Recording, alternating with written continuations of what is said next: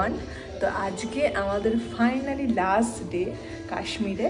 আমরা এখন শ্রীনগরেই আছি। তোমাদের যেরকম কালকেই বলেছিলাম যে আমরা সব সাইট সিন করছি অফবিট প্লেস, সেখানে খুব একটা লোকে যায় না, টাইম আছে বলে আমরা যাচ্ছি। তো আজকে আমাদের আর কোথাও যাওয়ার নেই সেরকম।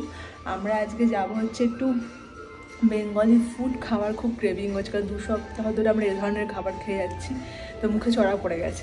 তার জন্য আমরা চেষ্টা করছি একটু বেঙ্গলি ফুড ট্রাই করার। এখানে বেঙ্গলি ধাবা, বেঙ্গলি রেস্টুরেন্ট আছে, সার্চ করে দেখলাম আমরা, তো সেখানেই যাবো আমরা এবং একটু জাস্ট সাইট সিন বা কিছু করবো, হয়তো অ্যাক্টিভিটি। তো সব কিছু তোমাদের সঙ্গে শেয়ার করবো। তো আজকে কাশ্মীরের লাস্ট ভাবে চলো তোমাদেরকে ওয়েলকাম জানাই এবং ব্রেকফাস্ট করতে যাই। আজকেও কিন্তু অনেক রকম আইটেম ছিল। তো ফার্স্টেই পুরি সবজি ছিল, তারপরে সুজির উপমা ছিল, ডিম সেদ্ধ, ব্রেড বাটার জেলি, আর অনেক কিছু ছিল, যেগুলো আলু টিক্কিও ছিল, যেগুলো আমরা ট্রাই করিনি। আর অবভিয়াসলি চা কফি তো রয়েইছে। তো চলো আজকে ব্রেকফাস্টটা কমপ্লিট করেই বেরোবো আমরা। তোমাদেরকে আমি যেরকমটা বললাম প্রথমেই, যে আজকে আমরা বাঙালি ফুড খাওয়ার জন্য খুবই উদগ্রীব হয়ে উঠেছি। 2 সপ্তাহ ধরে এই ধরনের খাবার খেয়ে না আমাদের একদম আর ইচ্ছা করছে না। হালকা পাতলা ডাল ভাত আলু পোস্ত এরকম ধরনের খাবার খেতে খুব ক্রেভিং হচ্ছে। আর সিরিয়াসলি এটা আমরা আশা করিনি। কাশ্মীর শ্রীনগরে প্রচুর বাঙালি রেস্টুরেন্ট আছে, যেগুলো কিন্তু বাঙালি ফুড প্রোভাইড করে, এমনকি বাঙালি লোকেরাই চালায়। তবে আজকে আমরা এখন তো খেতে যাচ্ছি না, এখন তো লাঞ্চের টাইমই হয়নি। আজকে আমরা যাচ্ছি শ্রীনগরের একটা খুব সুন্দর নামকরা মসজিদ, যেটা হচ্ছে জামা মসজিদ। তোমরা অনেকেই দিল্লি জামা মসজিদ সম্পর্কেও শুনেছো। তো এই জামা মসজিদ হচ্ছে দিল্লি জামা মসজিদের থেকেও বড় একটা মসজিদ, যেটা দেখতে কিন্তু খুবই সুন্দর এবং খুবই পুরনো একটা মসজিদ, যেটা তোমাদের সঙ্গে আমি একটু পরেই শেয়ার করব। আর এখন আমরা যেই সিটি থেকে যাচ্ছি এটা হচ্ছে শ্রীনগরের ওল্ড সিটি, জামা মসজিদ এখানেই কিন্তু অবস্থিত। আমরা কিন্তু জামা মসজিদে পৌঁছে গেলাম। এবার ভেতরে এন্ট্রি করব। এটার কোনো এন্ট্রি ফিস নেই, এটা একদমই বিনা কষ্টে ঢুকতে পারো ভেতরে যে কোনো সময়। তবে ঢোকার একটাই নিয়ম, তোমার যদি মাথায় তোমার ওড়না না থাকে তাহলে এখানে একটা ওড়না ওরা দেয়, সেটা নিয়ে তোমার মাথা থেকে দেন তুমি ঢুকতে পারো ভেতরে।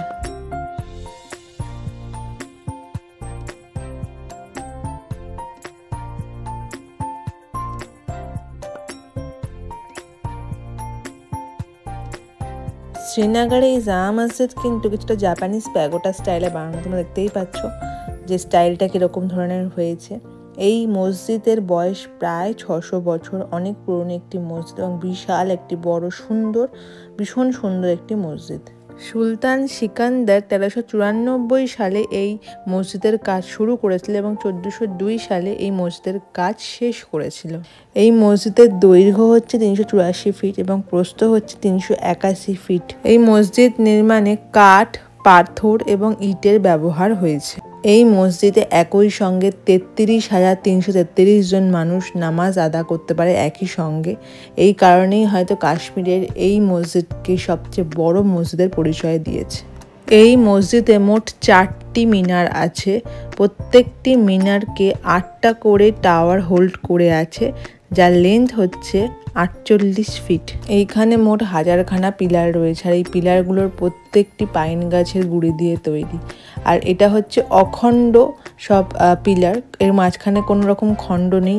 একটা পিলার হচ্ছে একটা কাঠের গম্বুজ আর কি বলা যেতে পারে।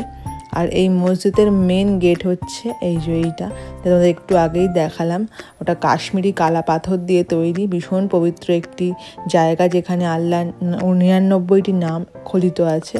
তো এইখানে সবাই বসে নামাজ পড়ে, ভীষণ পবিত্র একটি জায়গা। এই জায়গাটি হচ্ছে মেয়েদের নামাজ আদা করার জায়গা, যেহেতু পর্দা সরানো দেখতেই পাচ্ছ তোমরা। তবে এখানে একটা মিথ আছে, এই 1000টা পিলারের মধ্যে বলা হয় যে একটি পিলার নাকি জান্নাত থেকে কোনো ফেরেশতা এসে দিয়ে গেছে।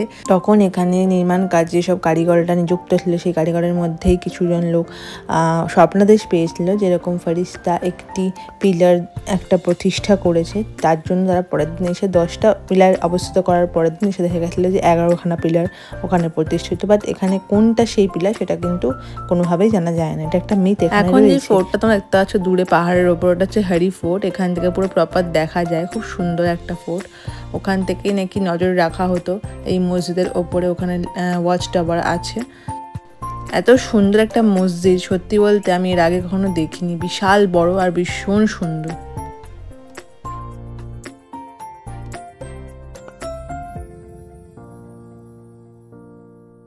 আজকে আমাদের লাস্ট ডেস্টিনেশন এবং একদম ফাইনাল ডেস্টিনেশন হচ্ছে আরেকটি মোগল গার্ডেন, যেটার নাম হচ্ছে বাদাম বাইর। তো দেখো চলেই এসছি আমরা। এখানে আমরা কিছু গার্ডেন্স দেখব, যেটা হচ্ছে সব গার্ডেন্সগুলো আমরা দেখেছিলাম মোটামুটি ফ্লাওয়ার যেগুলো খুব ফেমাস কাশ্মীরে সেগুলো খুব একটা নেই, কারণ সিজন এটা নয়। তাও এই বাঘটা নাকি খুব সুন্দর শুনলাম, আমাদের যে ড্রাইভার সে বললো আমাদেরকে। তো এগুলো সবই ছিল আমাদের প্যাকেজের বাইরের সব লোকেশন, যেগুলো মানে আমাদের টাইম ছিল বলে আমরা ঘুরেছি। তার মধ্যে জামা মসজিদটা বেস্ট লেগেছে, খুব সুন্দর একটা হিস্টোরিক্যাল জায়গা দেখতে পেলাম। আর দেখো এখানে কিছুক্ষণ আমরা টাইম স্পেন্ড করবো, কিছু ওদের সঙ্গে ফ্লাওয়ার শেয়ার করব, একটু গল্প গাছা করবো, আমার নিজেদের ফ্যামিলি টাইমটা স্পেন্ড করবো। অ্যান্ড দেন আমরা আমাদের লাঞ্চের জন্য আজকে কোনো একটা বেঙ্গল রেস্টুরেন্টে যাবো।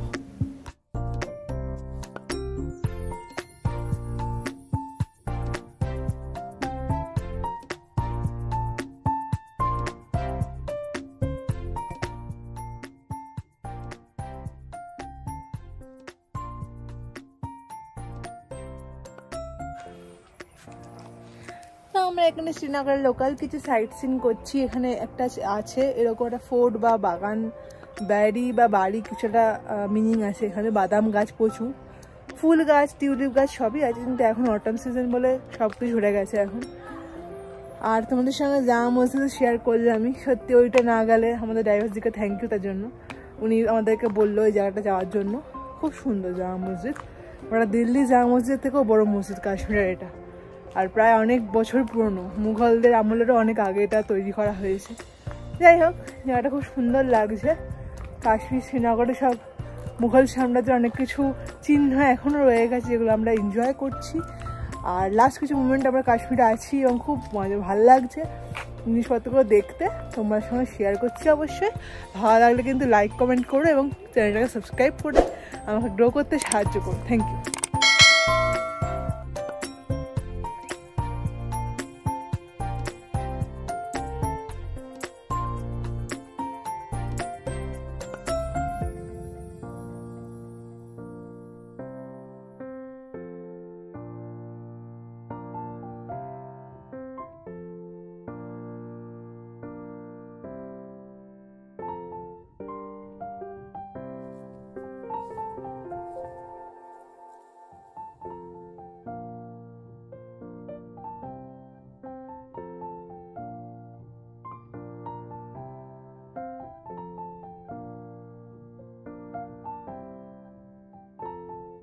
আমরা ঘুরতে ঘুরতে অনেক কিছু এক্সপ্লোর করছি। আমার মা যেহেতু বাগান করতে খুব ভালোবাসে, সেহেতু বিভিন্ন রকম গাছের ফুলের বীজ যেগুলো রয়েছে সেগুলোকে নিয়ে যাচ্ছে আমাদের বাড়িতে, কলকাতার বাড়িতে যে বাগান আছে সেখানে পুঁতবে বলে।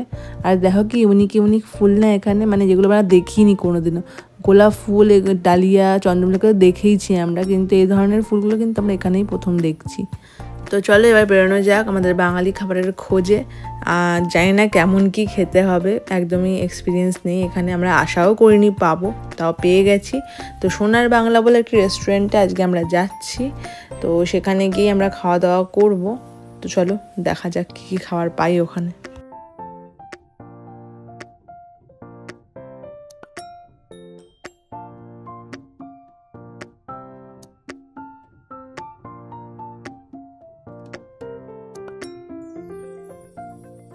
আমি এখন একটা বাঙালি খাবার এসেছি, সোনালি রেস্টুরেন্ট কাইন্ড অফ এরকম নাম আছে।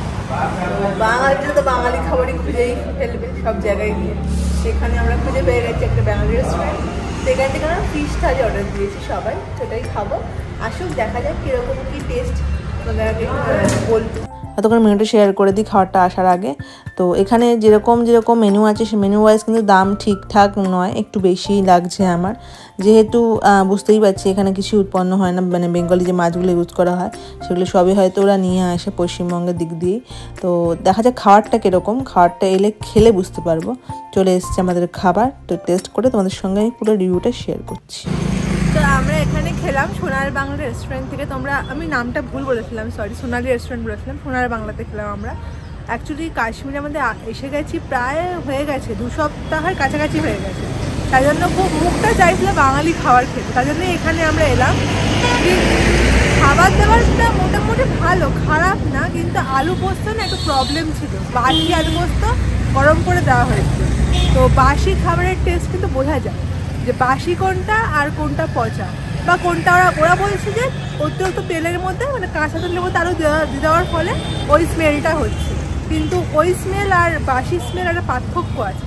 তো ওরা থালা গ্লাসটা একটু আনহাইজিনিক। হ্যাঁ হ্যাঁ, পুরো হোটেলটা একটু আনহাইজিনিক।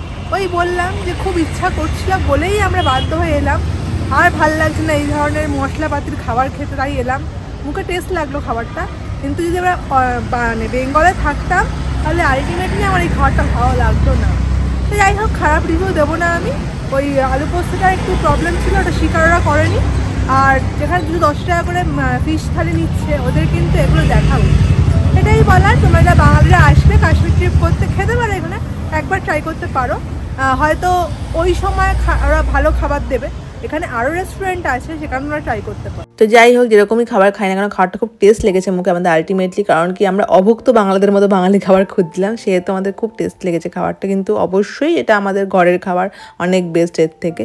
আর যে দামটা নিচ্ছে ওরা, সেই দামটা ওয়াইজ কিন্তু ওরা কোয়ালিটি সার্ভ করছে না, এটাই আমার বলার কথা, আর কিচ্ছুই নয়। তো যাই হোক, আমরা একটু আদুসে এসেছিলাম একটুখানি বেকারির কিছু খাবার দাবার কিনতে, কারণ কি আমরা পরের দিনই চলে যাব এবং আমরা কিছু গিফট পারপাসে জিনিসপত্র কিনছিলাম। সেগুলো কেনার পরই আমরা কিন্তু হোটেলে ফিরবো।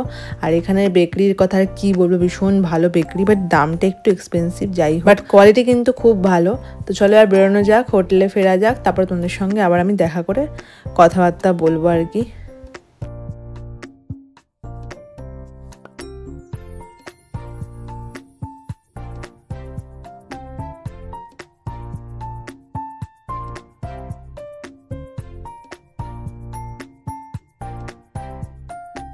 আমরা বাড়িতে ফিরে এলাম মানে হোটেলে, কারণ কালকে আমাদের আছে মানে যেতে হবে কলকাতা, ফেরতে হবে ফ্লাইটে, অনেক সকালে বেরোতে হবে আমাদেরকে এখান থেকে।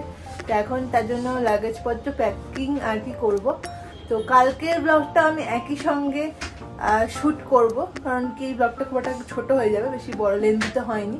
তো দেখতে থাকো ব্লগটা, আর ভালো লাগলে অবশ্যই কিন্তু একটা লাইক। চলো রাতে ডিনারটা সেরে নিই। ডিনারের সেম মেনু যেরকম দেয় ওরা, রাইস ছিল, ডাল ছিল, মিক্স ভেজ ছিল, মাশরুম ছিল, আর চিকেন তো রোজই হয় ওদের। তো চলো আমরা খেয়ে নিই খাবারগুলো, কারণ কি রাত্রে ঘুমিয়ে পড়বো আজকে, বেশি রাত করব না, কারণ কালকে অনেকটা সকালে উঠে আমাদের রওনা দিতে হবে, ফ্লাইটটা তাড়াতাড়িই আছে আমাদের। তো খাবার নিয়ে সবাই বসে পড়েছি অ্যান্ড আমরা ভালো করে খেয়ে নিয়েছি। লাস্টে গোলাপ জামুন ছিল। দিনটা আমাদের এখানেই শেষ হলো, কাশ্মীরের লাস্ট ডে একদম শেষ। এবার বাড়ি ফেরার সময় দেখা হচ্ছে কালকে সকালে।